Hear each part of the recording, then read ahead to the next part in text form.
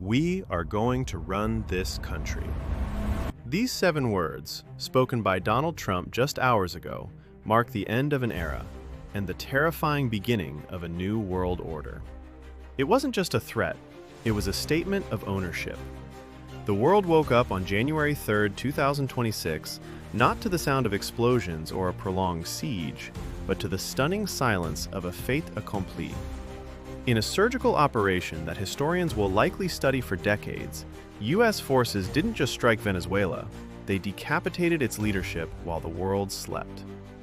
The image of Nicolas Maduro, captured and currently being transported on a U.S. Navy vessel, is already burning across screens from Beijing to Moscow. But the real story isn't about the fall of a dictator. It is about the unprecedented declaration that followed. For the first time in modern history, the United States isn't just proposing a regime change. It is openly declaring its intent to administer a sovereign nation to secure its own backyard. This isn't just an intervention. It is the most aggressive enforcement of the Monroe Doctrine we have seen in over a century. And it begs the question that everyone is too afraid to ask. Is this a masterstroke of geopolitical strategy? Or has the United States just walked into a trap that will make Vietnam look like a minor skirmish?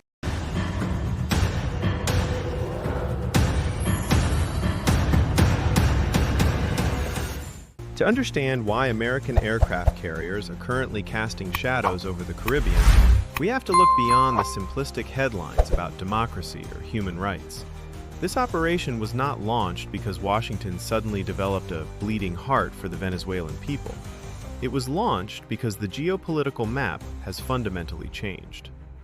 For years, Venezuela had transformed into a forward operating base for America's greatest rivals, hosting Russian military advisors, Iranian intelligence operatives, and Chinese technological infrastructure right on America's doorstep.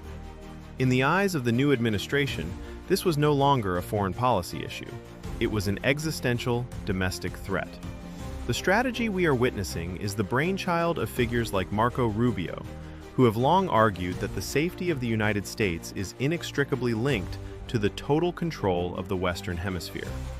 By removing the board pieces of China and Russia from South America, Washington is attempting to carve the world into 3 distinct spheres of influence, effectively telling Beijing and Moscow that while the East and Europe might be contested, the Americas are now a closed fortress. However, strategic security is only half of this equation, because underneath the political rhetoric lies the undeniable reality of the world's largest proven oil reserves. The explicit mention that Venezuela's reconstruction will be paid for by its own oil production signals a shift towards a purely transactional foreign policy. The plan is audacious in its simplicity.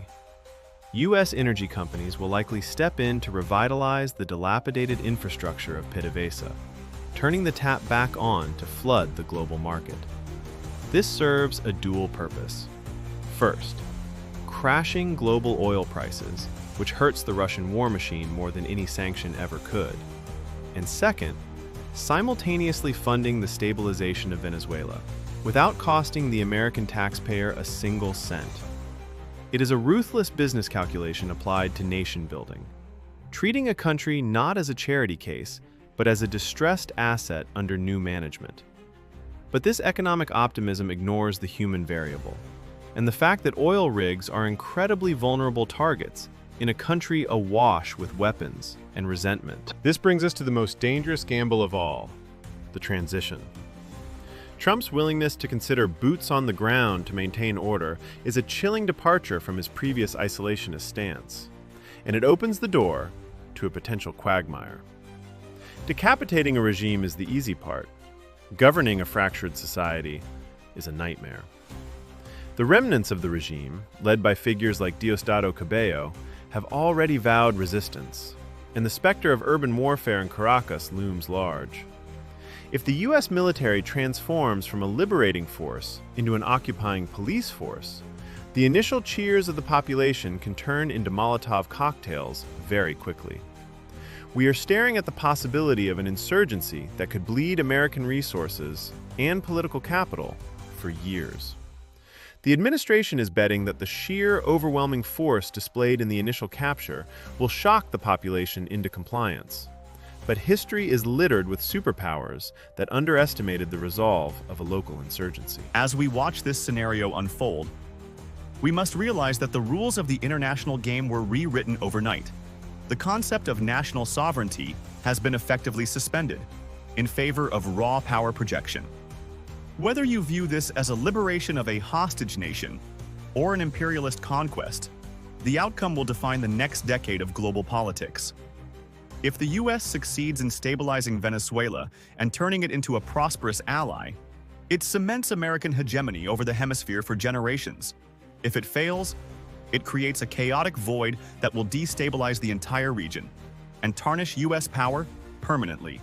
The dice have been rolled, the troops are on the ground, and the world is holding its breath. Now, I want to hear from you in the comments. Do you think this operation will lead to a new era of prosperity for Venezuela? Or are we witnessing the beginning of a catastrophic, endless war? If you enjoyed the video, please don't forget to hit that like button and subscribe.